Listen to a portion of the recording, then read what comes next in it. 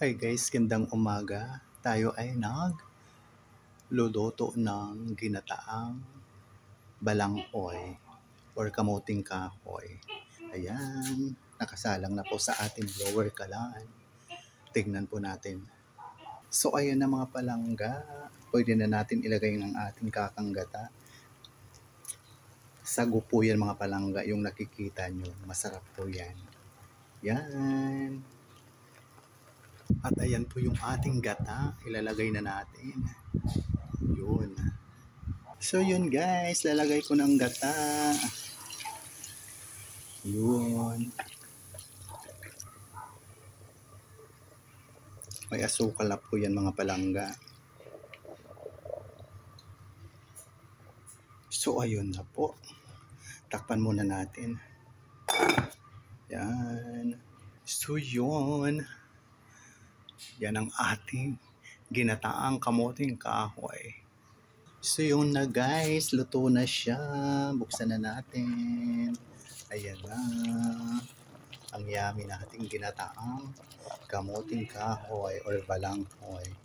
Ayan, kumukulo pa. So yun, pakuluin pa natin mga palangga para maluto yung gata. Yan.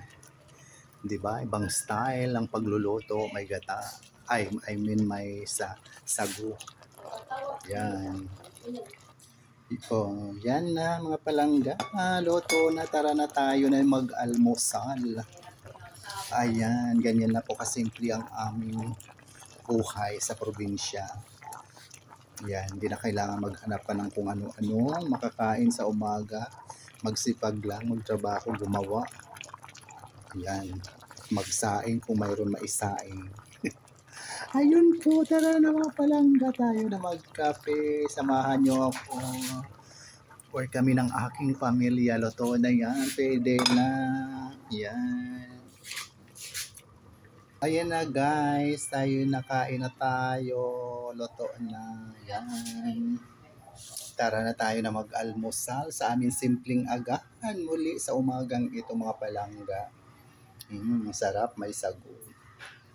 Yan, tara na, magkape na tayo. So ito na mga palangga, tara na tayo na mag-almusal. Ayan na po, ang yummy kong ginataang kamuting kahoy. Siyempre may kape tayo, ayan.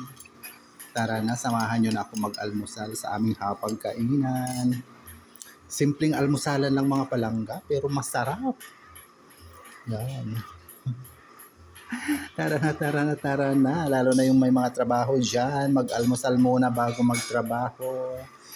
Tayo din na mga content creator, kailangan natin mag-almusal. Kailangan din natin kumain. Yan. Para makapag-isip ng maayos. Makagawa ng magandang content.